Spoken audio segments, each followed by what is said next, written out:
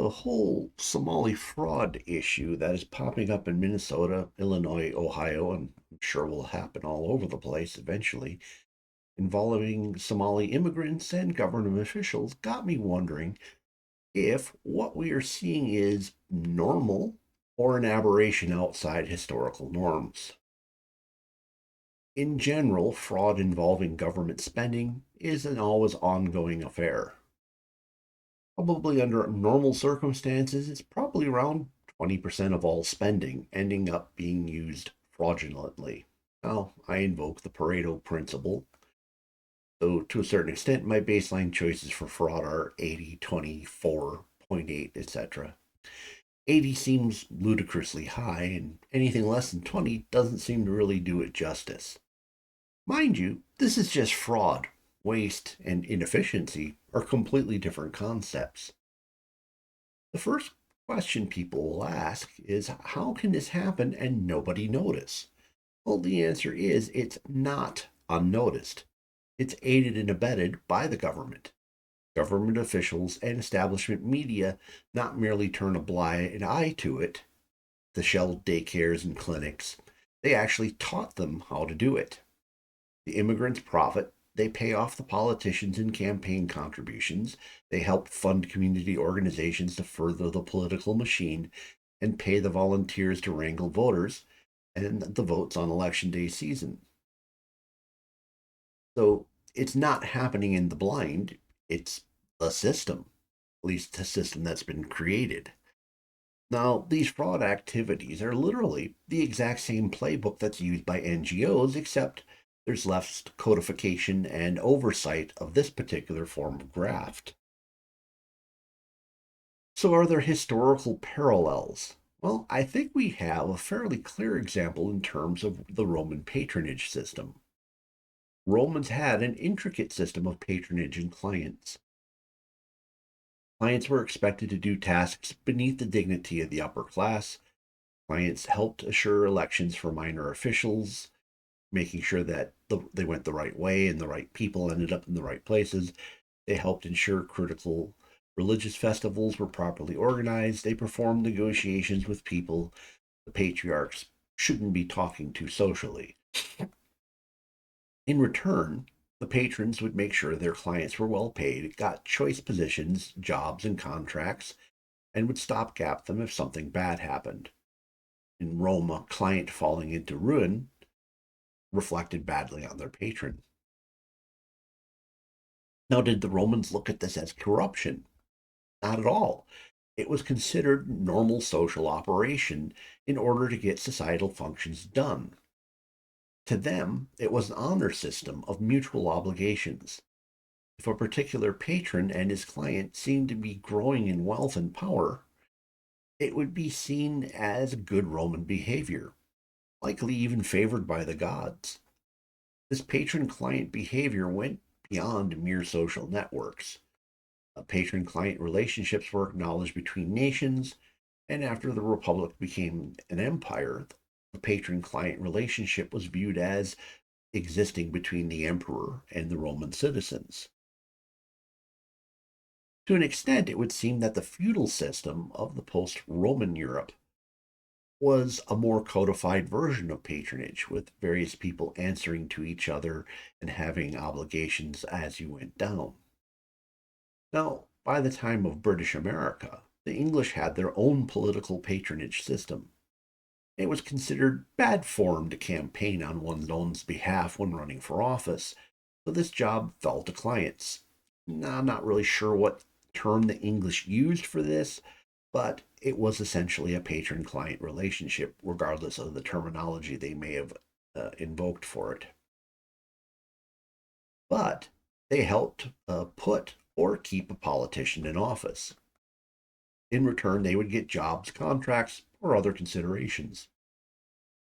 The US imported this system as well, and in fact, it in part helped trigger the American Revolution. People in the big cities on the American coast were in a position to take advantage of patronage. The Americans of the interior were not, and thus were short shifted in the political system, thus creating a divide that would eventually turn into the revolution. The American patronage system would eventually be recast as the spoils system, and this name change was specifically made to vilify it because it was held in well regard. The only reason why it was vilified is because establishment didn't like Jackson. Jackson would famously expand this as a major pillar of his populist revolution. Now, the big city political machine system of the 1800s operated in similar ways. People looking for a ladder up in political society would contribute time, labor, floor space to the machine, and the machine would reciprocate by paying them, finding them city jobs, or giving them preference on contracts. There were some instances of true corruption where the city treasury was used in the transactions, and these were viewed as scandals. But for the most part, the political machines ran mostly cleanly in the first half of the 19th century. At this point, I'm going to break from my chronology and then I'll get back to it to kind of look at it in a broad picture sense. These patronage systems stretch back into antiquity. For the most part, they were informal systems, and the practices were considered proper and above board until they violated certain social norms for what was considered corrupt at that time. Now, I've said it before that I believe establishments are the natural way that humans organize. I am also beginning to think that patronage might be a natural system of organizations for humans that they fall into. Now, I'm not going to say this with as much certainty as what I address to the establishments because I haven't researched the non European cultures on this. However, one could easily see this type of behavior benefiting the function of a group all the way back to the tribal level. So I'm not going to be surprised to find out that my guess is right at some point. So during the second half of the 1800s, things changed. The lines were blurred between city coffers and campaign coffers. Key people didn't just get contracts for work, they were paid excessively and expected to provide kickbacks to politicians who made the contracts possible. In short, corruption ran wild. What changed? Now, this is kind of a new area of research for me because I've always looked at it from the progressive reform side of things. I didn't really look at it as strong from the other side. So when I found the answer to be so on the nose in terms of what's going on that I almost didn't believe it. But so what was it? What altered our kinder, gentler patronage system into a cesspool of graft? Mass immigration. Essentially, the big waves of immigration hit going into the 1850s. Most immigrants ended up landing in the big cities. This mass influx overstrained infrastructure and swamped the private charities who couldn't keep up with the speed at which people were entering the city. The big city political machine started as a pure apparatus of the political parties.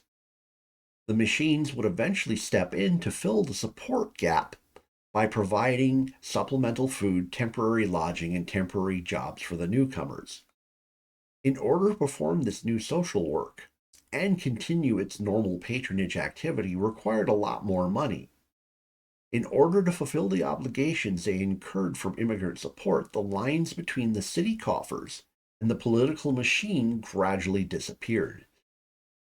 The politicians, who had in times past avoided working directly with public money, now willingly took what they believed to be their fair share.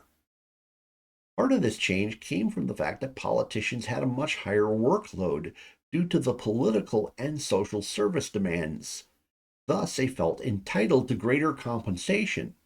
But also, since the new immigrant communities felt so deeply indebted to the politicians, they were far more willing to accept crooked behavior from politicians than the Americans who had been born here. The next thing that would happen was the progressive movement. Many parts of the progressive movement actually boiled down to a nativist retaking of sorts, cracking down on the election system in order for them to wield more power over it, shutting down caucuses to eliminate old school patronage, state welfare to replace political machine welfare, the anti saloon temperance activity to shut down the organizing hubs of the machine bosses and ward captains, universal education to shut down Catholic, German, and Jewish schools. The adherents of progressivism would declare the big city political machines to be dead, the last one being Cook County, Illinois in 1976. I think what we were actually seeing is that the machines didn't die. I think what ended up happening is they were better integrated so that everything had a more of a veneer of officialness. The local machines answering to a local boss was replaced by a big city machine integrated into a larger national machine. Most of the local political graft has been replaced by assisting people to defraud federal money grants and federal money laundered through NGOs. The NGOs the NGOs are so aligned with government that they know all the right people. They know the language. They know the rules and how to subvert them. And most of all, they know how to fake legitimacy far better than some old city boss ever could. So the question then remains, is there a way to get back to a more genteel form of patronage that existed before 1850? Because looking at history, I think some form of patronage will always exist. So, can we craft a version we can live with? Clearly, what we're uncovering at the moment is something we can't tolerate. And if history shows us, it can't be completely eliminated. So, how do we find a way of making things work the way they need to without it bankrupting us? Tell me in the comments below. What do you think? Is patronage? Is this essentially what we're seeing, an extension of patronage, patronage on steroids? Uh, is there a way to roll back things where we can find a social system where essentially politicians and clients can get the things done they need to do, but in a way that's not so egregious? Let me know. Please smash the like button. If the YouTube algorithm's brought you here and you're not a regular subscriber, check out my other video titles. I bet you'll subscribe because I get into all kinds of stuff. And if you know someone who might find this interesting, please share it with them. Thank you for spending time with me this evening. And I guess Happy New Year. See you in a future video.